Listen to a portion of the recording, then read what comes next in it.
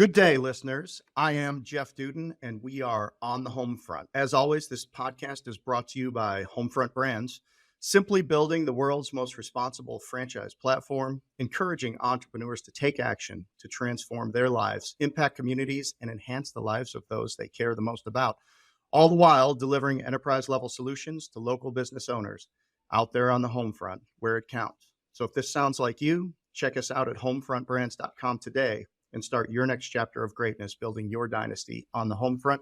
We will be looking for you here. Today on the Homefront, we have Michael Reddington, a personal friend and incredible presenter and lecturer and trainer. Welcome, Michael. Jeff, it is great to see you. Thank you so much for the invitation. It's awesome to be here. So Michael is an expert at moving people from resistance to commitment. He's an executive resource, certified forensic interviewer, President of InQuasive, Inc., and author of The Disciplined Listening Method. His public speaking career began way back in his teenage years around New England, educating audiences on the benefits of including students with and without disabilities in the same classrooms.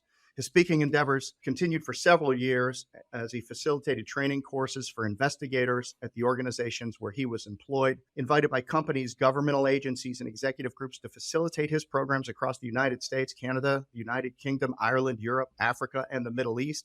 And he's led over 1,500 programs and educated over 15,000 participants. Michael, so excited to have you on the Homefront with us today. Thank you. Thank you again. It's always great to see you and just even play a small role in the amazing work that you do. We appreciate it. And you already have impacted me in a tremendous way as well. You know, we're going to get into this concept of listening and some of the things that you share around interrogation and interviewing and all of the amazing things that you've done. And you've packaged that for corporate America as well as personal people. So we're going to pack into all that. But before we do, can you go back and just start a little bit and give us your background, maybe go way back to your youth and just share your story with us? I will, and I'll try to keep it a reasonable length. I'm a New England kid, born and raised, so I grew up probably like most boys around where I live. I wanted to play center field for the Boston Red Sox. That was life's goal. So I grew up, like a lot of people, playing sports. My grades weren't awesome growing up. Long story short, like you mentioned, I ended up graduating from a high school where the students with developmental challenges were involved in the regular classrooms. And I got there my sophomore year. So for, whatever you would call it, preseason football camp, when we showed up before the school season started, that's when I met the first student who was involved in that program because he helped support the football team. And so once classes started and I realized that he was in some of my classes, I started spending more time with some of the teachers and support staff that were working with him. And I was very fortunate to begin to develop a relationship with the Institute on Disability at the University of New Hampshire. And at that point, as you mentioned, that's where I really started getting involved in speaking and educating on something that to this day, I still believe is a really important topic. So with that, I went to college straight out of high school, assuming that I was going to be a high school special education teacher and baseball coach. Now being fully aware that the Boston Red Sox were off the table. So I figured that the special education teacher and baseball coach would be where I would end up. And that's where my career started. But as you know, I'm susceptible to peer pressure. And in the 90s, a lot of my friends were making money hand over fist in the financial industry. So they talked me into trying that. And I did. And I lasted for 2 years, 1 month, and 2 days. That is an accurate number. Probably 2 years, 1 month, and 1 day longer than I should have been there. And literally one night, knowing that this is not what I want to do, I was driving home. I was at a stoplight next to New Hampshire College, and they had a sign that said, "Now enrolling evening classes." And I literally thought to myself, maybe I should get a business degree. So the next day I signed up for my first business class, started going back to school and decided I'm going to get a business degree, figure out what's next in my life. So I went back to school full time. It took me a year and a half to finish a business degree. Summers went straight through. And I was that kid that left the house in the morning with all 3 meals in a cooler, eating out of my car, going to classes, working at night.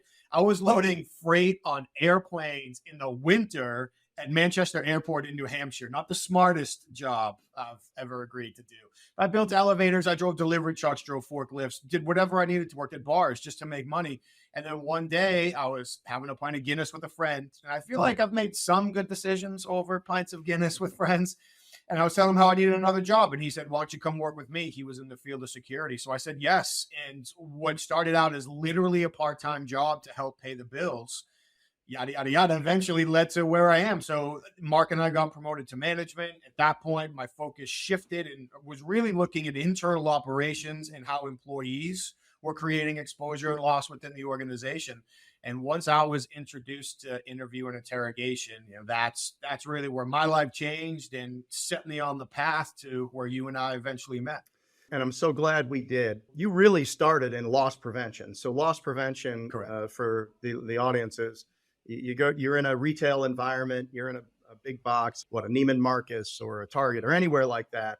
And you are the one that's responsible to reduce theft, not only theft from shoplifters, but employee theft, which is a big problem that we have. So talk to us a little bit about that environment. And then how did that lead in development of your interrogation training and all of that? Yeah, so I got moved down to Connecticut. They told me it was a promotion. I relocated down to Connecticut with the promise, and this will play itself out, but with the promise that if I turned that location around, they'd bring me back to Boston, which is where I wanted to be. So I've been there for maybe a week, and I would love to tell you that I caught my first person stealing, but I just happened to be standing in close proximity to a terrible thief. And so I called my boss and I was like, hey, his name's Adam. I was like, hey, Adam, here's what I got. He said, it sounds like you got him. I said, I know I got him. He said, good. Do you think you can get him to confess? There's only one acceptable answer to that question. So I'm going to say yes because I have to. And then I'm assuming Adam is going to tell me how to do it. I say, yeah, of course. He says, good. Call me back and tell me when it's done, and hangs up the phone. It's like, well, wait. So literally, I stumbled and fumbled my way through that interview. To this day, couldn't tell you why that guy confessed, but he did. Started a few more investigations, was able to close a few more out. And then Adam, he's still a friend of mine to this day, sent me to my first interview and interrogation training class by a company that would eventually hire me, Wiglander, Zalowski and Associates. And I remember sitting in the front row that day because I was the last one to show up. I got stuck center, front row, and I was listening to Chris Teach, who became a good friend of mine down the road. Literally, the clouds parted, the rainbows came out, the sun shined, and I decided this is what I want to do. So I was fortunate to be in an area where there were a fair amount of people making regrettable decisions on a regular basis. So there was no shortage of people for me to talk to. Target-rich environment. Yes, that's a good way to phrase it. So I quickly became fascinated with why people would choose to not only tell me so much about what they did, but write it down and shake my hand after. When I was living in Connecticut, I went to one unemployment hearing, and unemployment hearings don't typically go the way of the employer, just how the system is set up. Not saying it's good or bad. And the way they used to work, at least in Connecticut, was they would ask the person who no longer was employed what happened. Then they would give us a chance to tell our side of the story, and then they would make their ruling. And it was largely set up to be in favor of the employee. And if they have a family to still support, I understand why it's set up that way. So literally, the woman reads, the mediator reads the case report, looks at the guy and says, can you tell me what happened? And he looks right up at me and he's like, no, that's it. That's everything. That's what I did. I mean, Mike was really nice. I appreciate it. That's it. And she looks at me and like, I got nothing to add. And so reflecting on why did those things happen? And honestly, I believe it comes back to just embracing the totality of the human experience. Like, we're all people that would make different situations in different circumstances, and then learning the tools and techniques necessary to connect with those people to share this sensitive information. Unleashed my geek and just dove into as much interview and interrogation research as I could. I eventually ended up, well, I guess here's the playoff on the Connecticut story. When I did turn that store around, they rewarded me by sending me to New Jersey instead of back to Boston. So I got down in New Jersey, ended up earning my certified forensic interviewer designation, and it built a reputation for myself in the industry. And that's when Wiglander Zalowski, the world leader in non-confrontational interview and interrogation training and advising, called and asked me to go work for them. The core of what just floored me when I first met you, and we met in a Vistage. You came and did a Vistage talk, and I was just absolutely floored. And then we got together, and I said, this concept of confession. When do people confess? Why do they confess? You have a 76, or at the time, your firm had a 76% confession rate. So you walk into a situation, somebody's been stealing VCRs off a loading dock. You have no evidence. You have no idea who it is. And you go through, and 76% of the time, the person that's in the chair confesses to it. So, and for me, this was like, I triggered on that. And then I did my research into your work, brought all of our franchise coaches in for a 3-day training with you, and then hired you as a speaker to come speak to some of our groups, because the impact of confession, I mean, we lie to ourselves. Do we really know what the problem is? Or are we making excuses? So my thinking was, could we use your work around getting to the root cause, getting people to really admit that maybe they weren't running the sales plan the way they should, or maybe they weren't coming across as a leader or building, whatever it was. Could we help our franchisees be more successful by using your content and your intellectual property and your methods and your tactics? So what I'd like you to just succinctly put is, like, why do people confess? I'll try to be succinct, I promise. No, you got 40 minutes. So go for it. All you right, can take 38 of it on this topic, because it's the most, it's don't challenge fast. me. I know you can do it. I know you can do it, but it's fascinating. So go for it. Instead of thinking it as confession, which is a perfectly accurate word, just for people that might be viewing the conversation differently, let's think about it as sharing sensitive information under vulnerable circumstances in the face of consequences. So people have, and this goes across we're talking before we hit record, our personal life, our business life, investigations. So people have information that is sensitive. It could cause them to feel embarrassment or worse if they share it. They're feeling vulnerable in the situation, and there's some sort of consequence. It's not necessarily jail or losing their job, but it could be somebody from your organization coming in and reworking their entire framework of their agreement because they haven't been holding their end of the bargain. It could be having to go home and tell your husband or wife what's going on. So in that situation, or those circumstances, people will generally tell the truth when they believe the truth either is known or will imminently be known. They see credibility in the person who is asking them questions, and they have the opportunity to save face and protect their self-image in the process.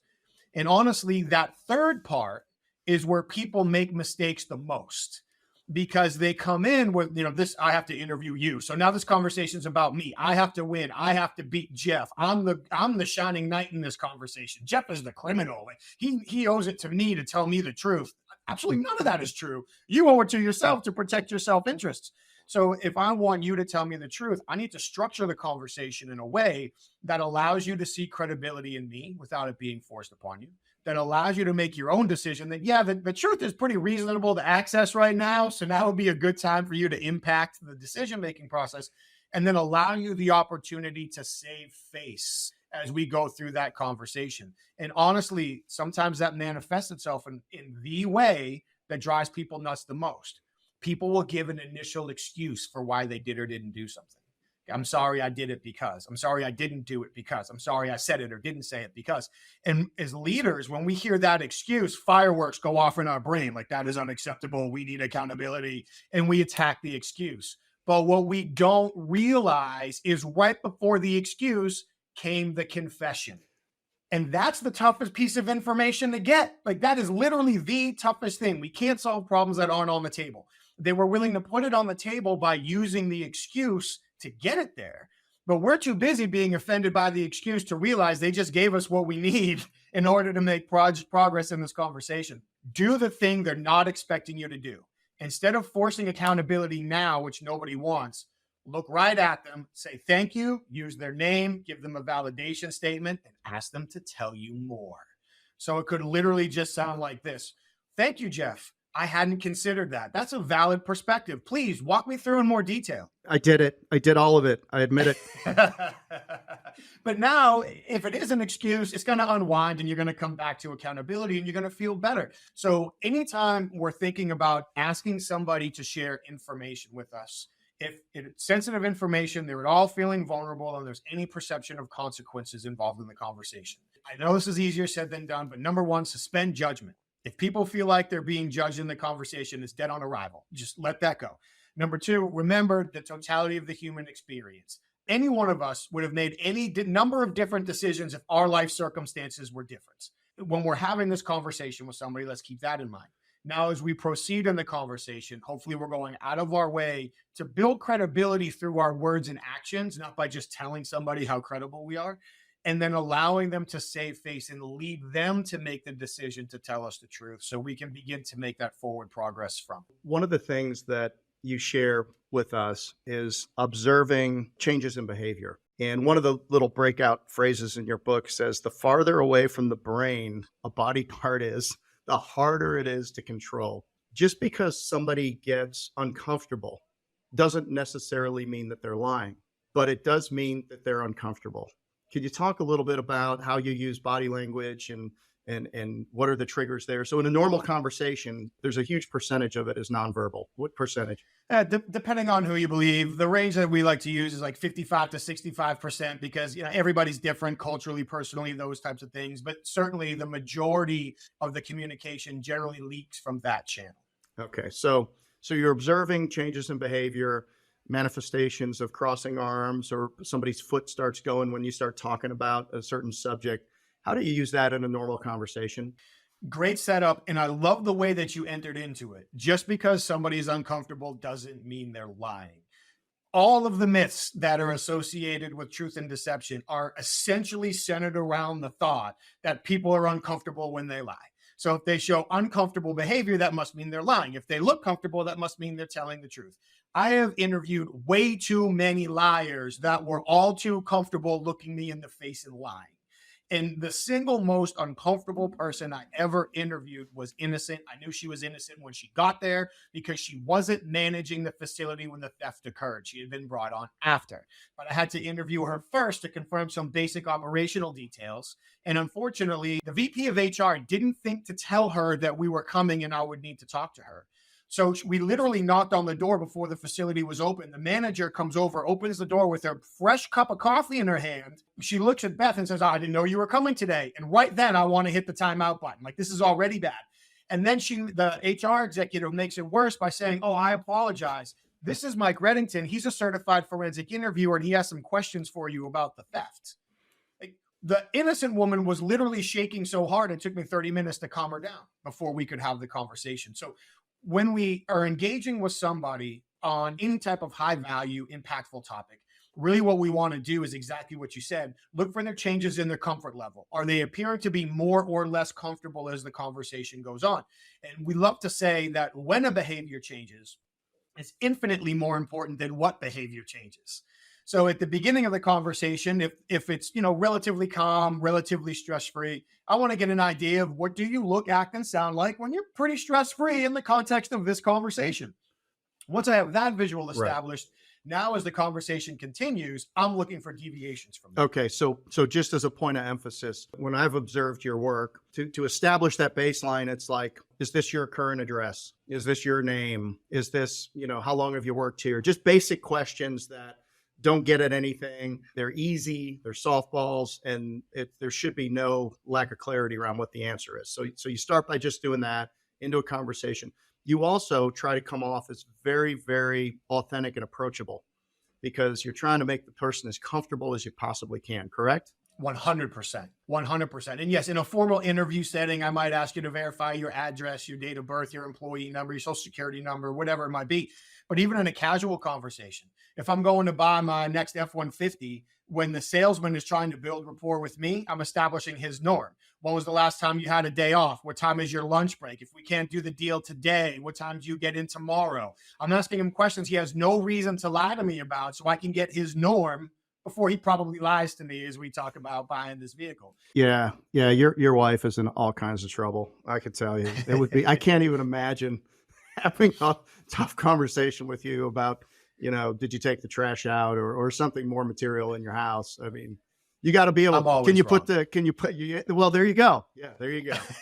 Acquiesce, my friend. Yes. And the answer to your question is, can it be put away? Yeah, but it's also keeping in mind what's most important. So in my house, I love my wife. She's an amazing woman. She's also a chief human resources officer who met me for the first time in an interrogation class I was teaching and has attended any number of classes. And so, we work together on a lot of things. She knows what you're doing. Yes. So nobody means more to me than my wife and son. So it doesn't matter what the conversation is about. The end goal, if we're going to use business talk, the strategic goal is the health and prosperity of my relationship with my wife and son. So that is the overriding principle to our conversation. Yeah. So as you move towards, I don't want to take us off the process of, working through this interrogation, but Manipulation with good intent. So if you become more skilled, if you take your book, The Disciplined Listening Method, you apply these things, you're going to be a 10 times better listener, which means you're going to be a 10 times better communicator just by understanding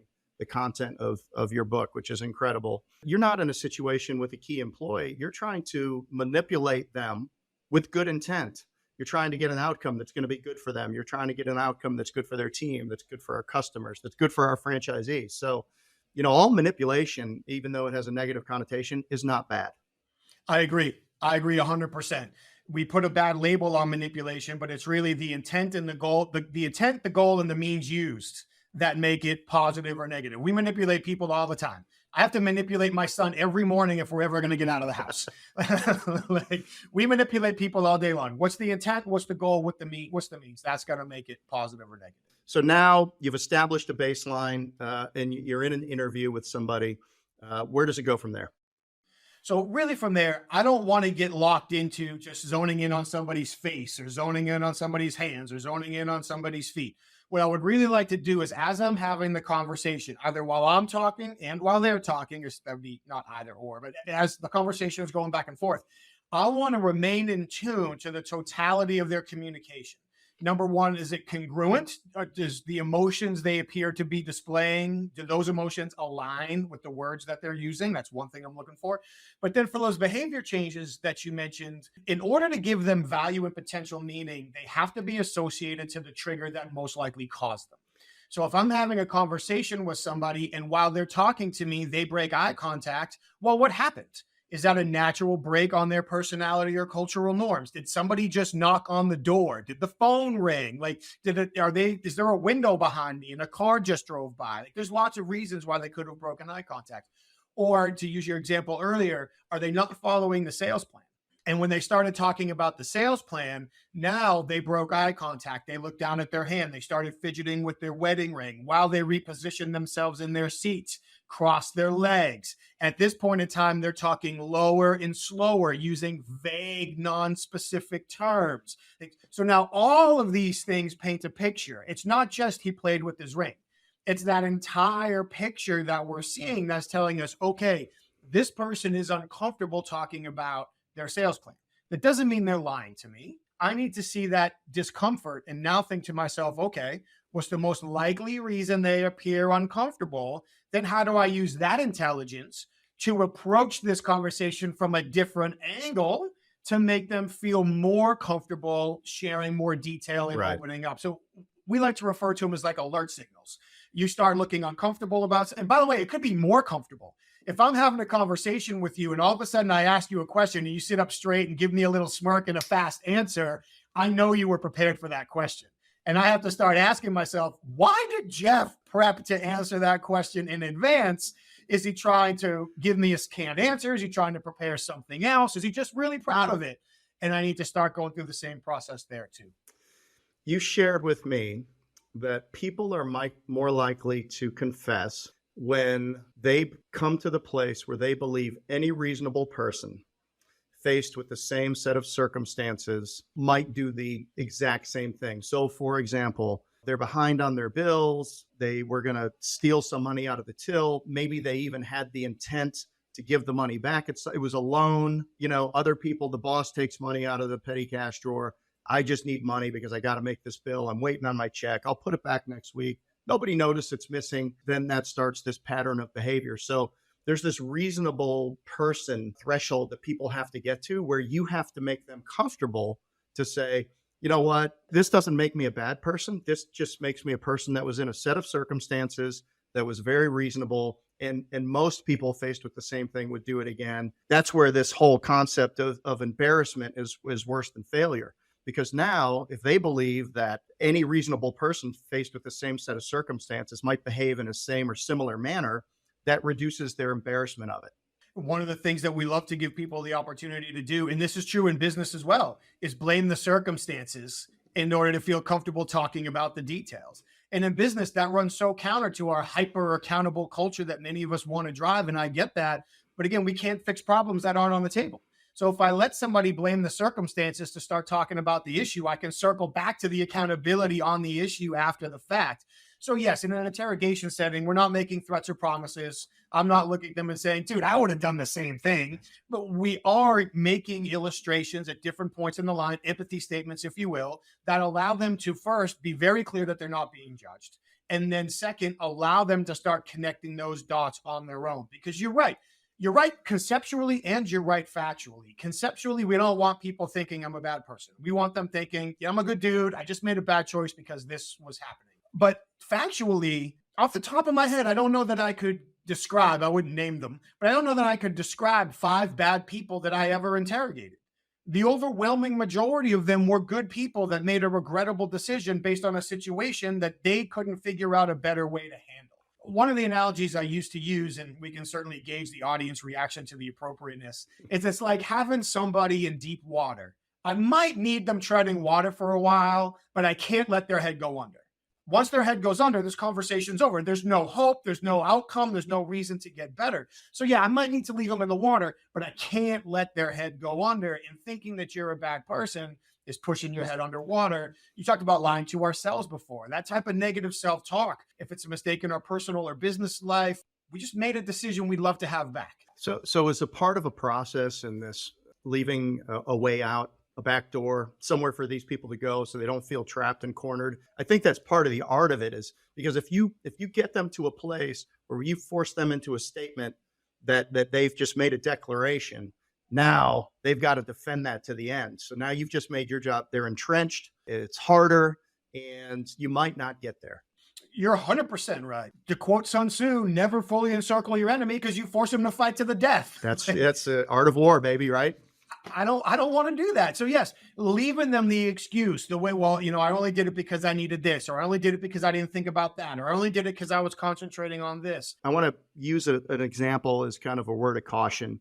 You shared with me a video one time when we were working together about a gentleman who was working maybe on a loading dock, and there had been some things stolen. The game was, is this person guilty?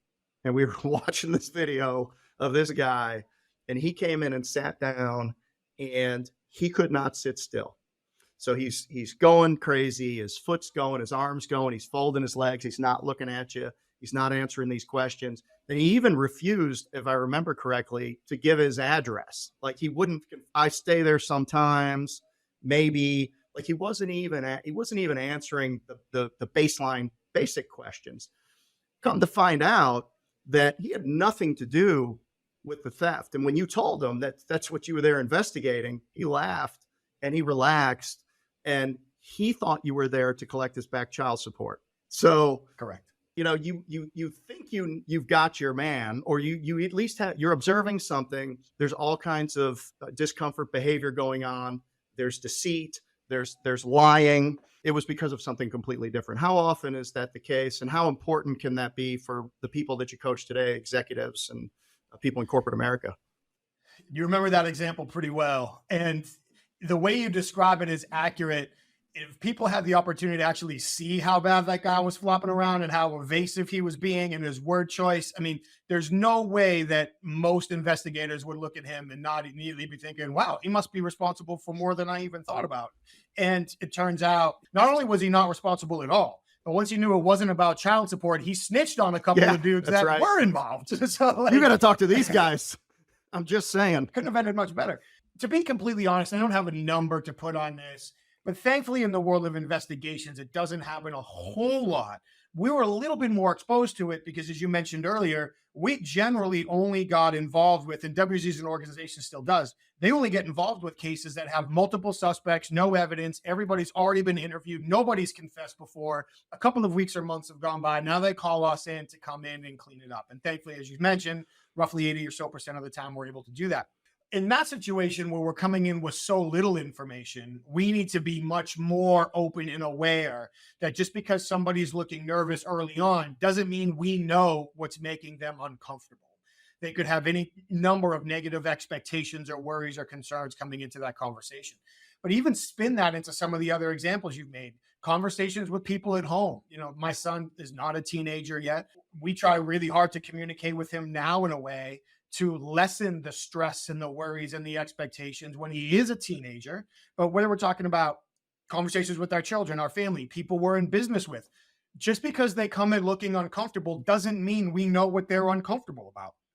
So if I'm working for you and you call me in for a meeting and I'm sitting there thinking, and you're thinking, Mike hasn't been executing on his plan, he's probably going to be pretty nervous and defensive. I hope I can get through that because I like the guy. I'd like to get him back on track if I can save the relationship. I just got off the phone, had an argument with my wife. I'm worried about something that's going on with my physical house. How are we going to afford it? What are we going to do? I walk in, I sit down in front of you, and I look like a wreck. Our expectations are the first filter that all of our observations travel through. And that's what we start prescribing meaning, or how we start prescribing meaning to our observations. So you would naturally start thinking, yeah, he's a wreck. I'm going to have to get through this. And I'm sitting there, I'm not even listening to you. I'm thinking about the conversation that I had with my wife.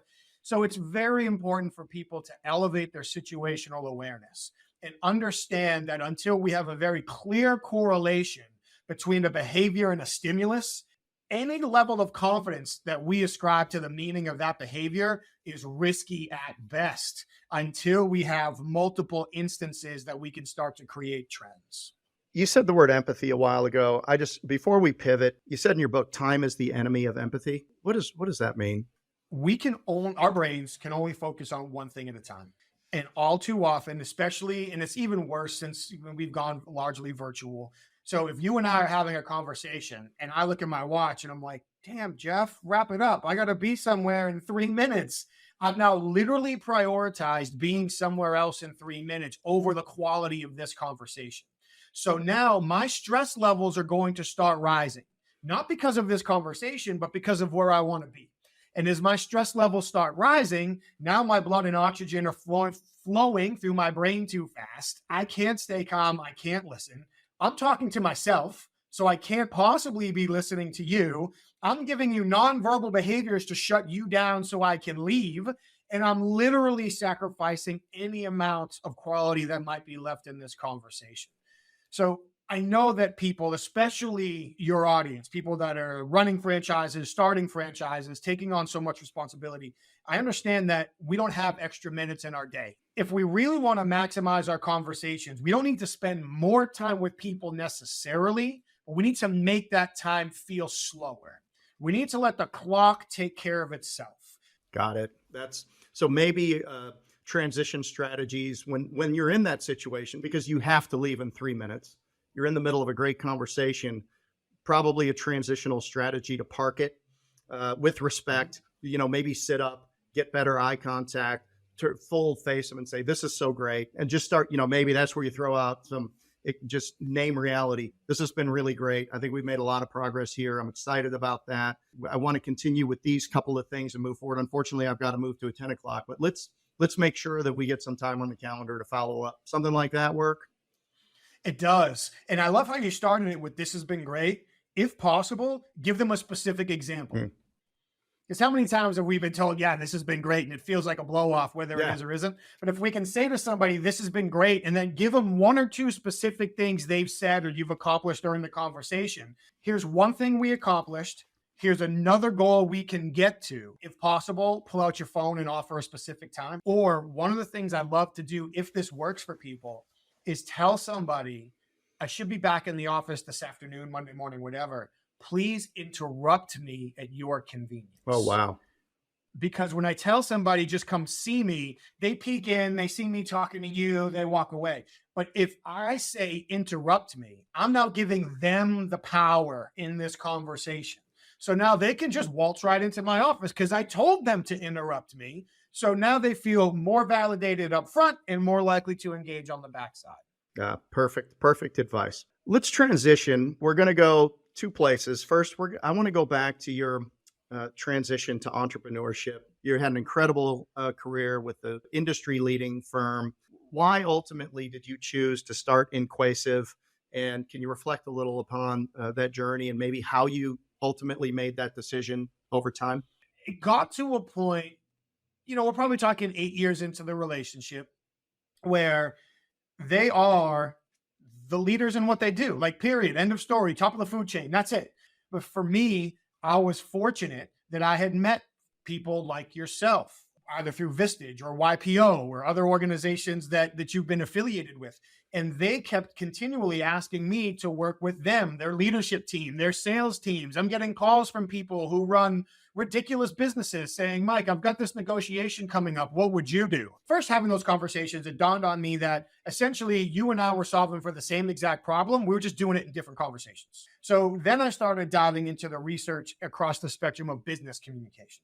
And while I started diving into that research, I came to two key realizations. Number one, the best leaders and the best interrogators capitalize on the same two core skills: vision and influence. And then number two, the cognitive process that interrogation suspects experience when they truthfully commit to saying, I did it, is essentially identical to the cognitive processes that employees experience when they commit to saying, I'll do it, and customers experience when they commit to saying, I'll buy it. And when I came across that, I literally sat back in my desk, threw my hands up in the air, and I'm like, why am I still doing this? From my perspective, bias for whatever it is or isn't worth, I feel like a lot of business communication training philosophies has been put in silos, right? This is conflict resolution. This is leadership. This is negotiation. This is interviewing. When in reality, if you put those on a Venn diagram, you're looking at a circle. So what if we started chipping some of those walls down and we took the research and best practices from across the world of interview and interrogation and business communication and put them together in a way where people now have the tools, the skills, the perspectives necessary to reduce missed opportunities and increase commitments to action in all of their valuable conversations. So now I start nerding out and I start working on what eventually becomes the disciplined listening method. And it just became my passion, to the point where 1 week I'm teaching the sales team, 1 week I'm working with CEOs, the next week I'm teaching interrogation. I felt like I came across perspectives that, as far as I could tell, weren't out there. And I had the empirical evidence for how well they worked and the success behind them. And so if this was going to get out to the world, I had to lace up my boots, put my mouthpiece in, and go make it happen. And thankfully, there were people like you along the way who gave tremendous perspective and helped me through the process. You know, that's when you know it's right, is when it's like, I have to do this. You made that connection and you had that epiphany. Still, in that moment where you got rid of the paycheck, how did you negotiate with yourself to overcome that fear and kind of burn the boats? Two things. One, I negotiated with my wife first. Oh, well, that's always a good move. She's the rock star of our house, make no mistake. So she really started pushing me towards it. Once she and I started having those conversations, you know, time commitments, budget, these types of things, you kind of touched on it, to make the decision to burn the boats. But once Brooke had hit me in the face enough times with, I had her full support, this was what I needed to do, I believed that I could make money on it. I believed it was something that I could hit the ground running and doing. And it was a natural extension of my content, my experience, what I've done. And thankfully, the unwavering support of my wife and the potentially foolish confidence I had in myself made it easy to strike that match and walk away. And that led to InQuasive. So who is a client for InQuasive? What is the scope of services? What does InQuasive provide to the marketplace? We provide customized training engagements for CEOs and senior leadership teams. We do programs focused on sales and negotiation and candidate interviewing. Those are really the three core silos, if you will, or verticals that we operate in. And when we look at the core components of those programs, each one is individual based on the research and the application and the skills for each. But you're looking at strategic preparation, persuasive communication techniques, those strategic observation techniques, evolved questioning techniques, all of those things that we've kind of touched on before. We also do some advising. We'll participate in some of these conversations, one-on-one, small group advising as well.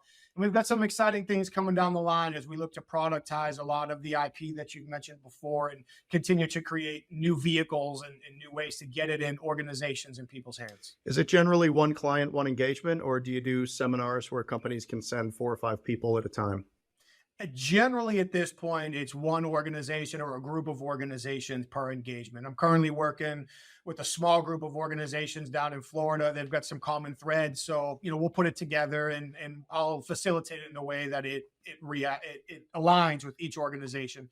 But at this point, to steal a word from our friends across the Atlantic, they're bespoke programs customized for each client. Got it. So if people wanted to reach out to you, Michael, and inquire about it, where's the best place for them to find information and contact you?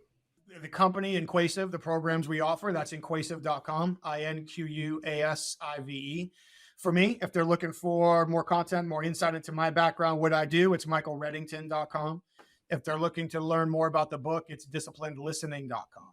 Fantastic. And I'm on LinkedIn, Michael Reddington, CFI, if anybody wants to. Yeah, you're a lot more like Raymond Reddington, man. I'm telling you from the Blacklist. You're like a stone cold killer when it comes to this stuff, and so much appreciated. How's that jiu-jitsu going, by the way? I know you've won some tournaments. I have. Thank you for asking. Yeah. It's going well. I'm coming off a torn LCL, so I'm just getting back into it. Okay. But doing a lot more coaching. My son is in it, so I'm doing a lot of the coaching with the kids' classes, doing more of the coaching with the adult classes, and I'm in a point now where I'm looking to just actually drill a lot more and dial in specific parts of my game. But I'm having fun with it. It's how I keep my sanity. Did the jiu-jitsu correspond with the beginning of your business, or did you do it before that? It's a great question. I had been training jiu-jitsu before I started my business. But if you go all the way back to when I started learning interrogation, I started training martial arts as I started learning interrogation. So I was really beginning to develop those two skill sets simultaneously. And I honestly believe that they both made me better at each other. That strategic thinking under pressure, the kind of the mental chess game, one after the next. You get put in a bad position. You still have plenty of opportunities. The strike didn't land. Where's the next one coming from? And honestly, even staying calm, sitting 4 feet across from somebody with no barriers. So I do truly believe that in the beginning of this portion of my career, that starting the martial arts training at the same time was instrumental in my early development. You find alignment in your life in the oddest places. So that's fantastic. Well, Michael, this has been amazing. I really appreciate you being on. One last question for you. If you had one sentence to make an impact in someone else's life today, what would that be? I'll choose this one for now. Life is a series of solvable problems. You can choose to focus on the problem or choose to focus on the solution. Beautiful. Michael, thank you so much for being on. This has been incredible. We appreciate the contribution that you've made on the Homefront today. Thank you for the invitation. It's great to be a part of it. Thank you so much. 100%. And as always, this podcast has been brought to you by Homefront Brands, simply building the world's most responsible franchise platform, all the while delivering enterprise-level solutions to local business owners out there on the Homefront where it counts. So if this sounds like you, check us out at homefrontbrands.com today and start your next chapter of greatness, building your dynasty on the Homefront. Michael and I will be looking for you here. Thank you, sir. Thank you.